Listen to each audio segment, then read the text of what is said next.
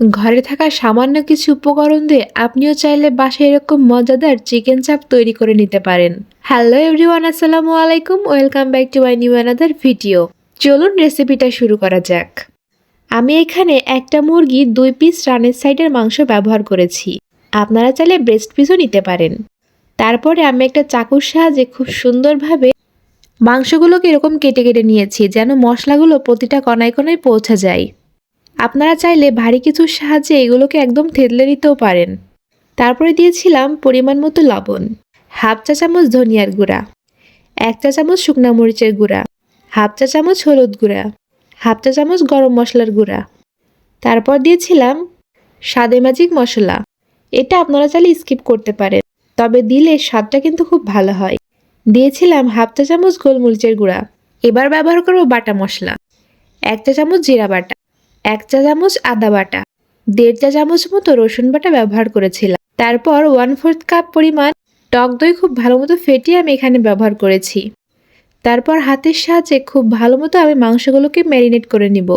খুব ভালো মতো ম্যারিনেট করতে হবে যেন মশলাগুলো মাংসের প্রতিটা কণায় কণায় একদম পৌঁছে যায়। আপনারা চাইলে কিন্তু চামচের সাহায্যে মাখিয়ে নিতে পারেন, তবে আমি প্রেফার করব হাত দিয়ে মাখিয়ে নেওয়া। তারপর আমি এখানে 1 ঘন্টা মতো রেস্টে রেখে দিব। আপনাদের হাতে কম সময় থাকলে আপনারা আধা ঘন্টা রেস্টে রেখে দিতে পারেন। এই তো ফিরে আসলাম 1 ঘন্টা পর। এরপর আমি আবারও এই মাংসগুলোকে একটু মাখিয়ে নিব। তারপর এখানে নিয়েছি বেসন। এই বেসনের মধ্যে আর কোনো শুকনো উপকরণ ব্যবহার করার কোনো প্রয়োজন নেই। শুধুমাত্র বেসন দিয়েই আমি এই মাংসগুলোকে কোট করে নিব। মাংসগুলোকে আমি চেলে নিয়েছি যেন কোনো প্রকার দানা এর মধ্যে না থাকে। আমি একটু সময় নিয়ে আলতোভাবে খুব ভালো মতো চেপে চেপে এখানে বেসনের কোট করে নিয়েছি। এবার একটা ফ্রাই প্যানে কিছুটা তেল আমি খুব ভালো মতো গরম করে নিয়েছি।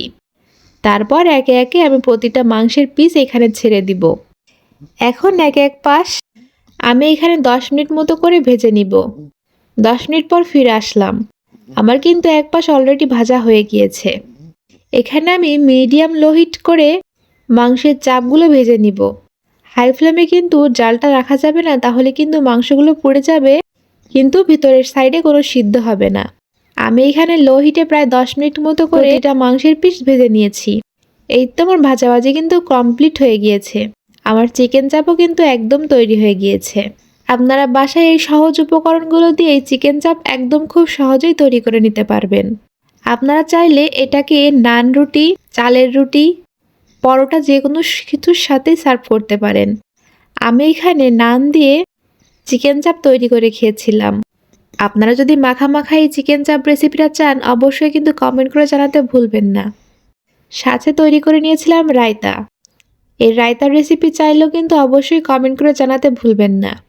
যাই হোক, আজকে এই পর্যন্তই। ভিডিওটা কেমন লাগলো অবশ্যই কমেন্ট করে জানাতে ভুলবেন না। আমার পেজটিতে যদি আপনি নতুন হয়ে থাকেন, অবশ্যই ফলো করে পাশে থাকবেন। Please like, comment, share. Thanks for watching.